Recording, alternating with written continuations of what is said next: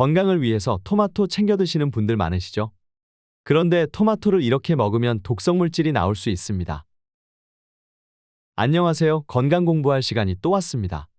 세계적인 슈퍼푸드 토마토가 건강에 좋은 이유는 바로 라이코펜이라는 성분 덕분입니다. 라이코펜은 노화의 원인인 활성산소를 억제하고 유방암, 전립선암, 소화기 계통의 암을 예방하는 데 탁월한 효과가 있는 것으로 많이 알려져 있는데요. 뿐만 아니라 남성들의 전립선 건강에도 아주 효과적입니다. 또한 라이코펜 성분은 혈액 속 나쁜 콜레스테롤을 억제해 주는데요. 그 결과 심혈관 질환을 예방해 줍니다. 이러한 토마토도 어떤 방법으로 섭취하느냐에 따라서 영양소 흡수율이 천차만별이라고 하는데요. 또한 잘못된 방법으로 섭취하면 독성을 띠게 된다고 합니다. 오늘은 토마토를 올바르게 섭취하는 방법에 대해 핵심만 알아보겠습니다.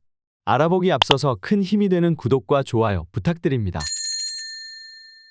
토마토를 드실 때 생으로 먹거나 갈아서 드시는 경우 많으시죠? 그러면 라이코펜 체내 흡수율이 4% 정도밖에 안 된다고 합니다. 그렇다면 어떻게 먹어야 될까요? 토마토 제대로 먹는 방법 첫 번째는 익혀서 먹기입니다. 국제적으로 많은 연구를 통해 이미 과학적으로 밝혀진 사실인데요. 가열한 토마토에서 우리 몸에 흡수된 라이코펜의 양을 확인해 본 결과 섭씨 88도에서 2분, 15분, 30분 가열했을 때 각각 6%, 17%, 35%로 가열 시간에 따라 흡수율이 증가된 것을 확인할 수 있었습니다. 토마토를 갈아서 드시고 싶은 분들 많으실 텐데요. 갈기 전에 익혀서 갈아 먹는 방법이 건강에 더 좋은 방법이라고 할 수 있습니다. 영양제로도 먹을 수 있는 라이코펜 때문에 굳이 익혀 먹고 싶지는 않다고 생각하실 수 있는데요. 토마토에는 라이코펜뿐만 아니라 루테인, 크립토잔틴 같은 성분들이 라이코펜과 시너지를 일으켜주기 때문에 토마토 같은 음식의 형태로 섭취하는 것이 건강에 훨씬 이롭다고 할 수 있습니다. 토마토 제대로 먹는 방법 두 번째는 기름과 먹기입니다. 라이코펜 성분은 지용성이기 때문에 기름과 함께 섭취하게 되면 흡수율이 무려 9배까지 올라간다고 합니다. 올리브유나 생들깨 기름, 아보카도 오일 같은 건강한 기름과 함께 볶아서 드시면 맛도 올라가고 건강도 챙기는 두 마리 토끼를 잡을 수 있습니다. 토마토 제대로 먹는 방법 세 번째는 껍질까지 먹기입니다. 과일도 그렇고 좋은 성분들은 주로 껍질에 많죠. 토마토도 마찬가지로 라이코펜 성분은 껍질에 주로 함유되어 있습니다. 과육보다 무려 5배나 높은 라이코펜이 들어가 있기 때문에 가능하다면 껍질하고 함께 섭취하시는 것을 추천드립니다. 다만 토마토 껍질은 소화가 잘 안 되는 불용성 식이섬유가 많이 함유되어 있는데요. 토마토 껍질을 드신 후 소화가 잘 안 된다면 껍질을 벗겨서 드시는 것을 추천드립니다. 토마토 제대로 먹는 방법 네 번째는 궁합이 좋은 음식과 함께 먹기입니다. 라이코펜을 연구해 본 결과 라이코펜과 카르노스산, 루테인, 베타카로틴 같은 성분을 함께 섭취하면 몸속의 염증을 억제하는 데 큰 도움이 된다고 합니다. 카르노스산은 로즈마리 같은 향신료에 많이 함유되어 있고 루테인은 녹황색 채소나 달걀, 베타카로틴은 당근 같은 주황색 채소에 많습니다. 토마토 계란 볶음 같은 음식을 먹으면 정말 효과적으로 영양소를 섭취할 수 있습니다. 토마토 제대로 먹는 방법 다섯 번째는 작은 토마토 고르기입니다. 방울토마토가 일반 토마토보다 영양소가 풍부하다는 사실 알고 계셨나요? 영양소의 종류는 거의 같지만 같은 무게일 경우 비타민 A, 철분, 칼슘, 아연 등의 영양소들이 더 많이 함유되어 있습니다. 그 이유는 방울토마토는 잘 익었을 때 수확하기 때문입니다. 또한 똑같은 양을 먹었을 때 방울토마토의 껍질 섭취량이 더 높습니다. 앞서 설명드린 대로 토마토 껍질에 라이코펜 등의 몸에 좋은 성분들이 몰려있기 때문에 더욱 영양소를 섭취하기 편합니다. 큰 토마토도 좋지만 방울토마토가 좀 더 건강에 이롭기 때문에 선택할 때 참고하시길 바랍니다. 반대로 토마토를 먹을 때 주의해야 할 점도 있는데요. 바로 알아보겠습니다. 토마토를 먹을 때 주의해야 할 점 첫 번째는 덜 익은 토마토입니다. 최근 방울토마토를 먹고 복통, 구토 증상을 호소하는 사람들이 늘자 정부가 덜 익은 쓴맛 나는 토마토를 먹지 말라고 권고했습니다. 이유가 뭘까요? 덜 익은 방울토마토에 함유된 토마틴이라는 성분을 원인으로 지목했습니다. 토마틴이란 싹이 난 감자의 천연 독소인 솔라닌이라는 성분과 매우 유사한 구조의 물질인데요. 토마틴은 토마토 생장기에 자연적으로 생성되는 물질로 성숙 과정에서 분해됩니다.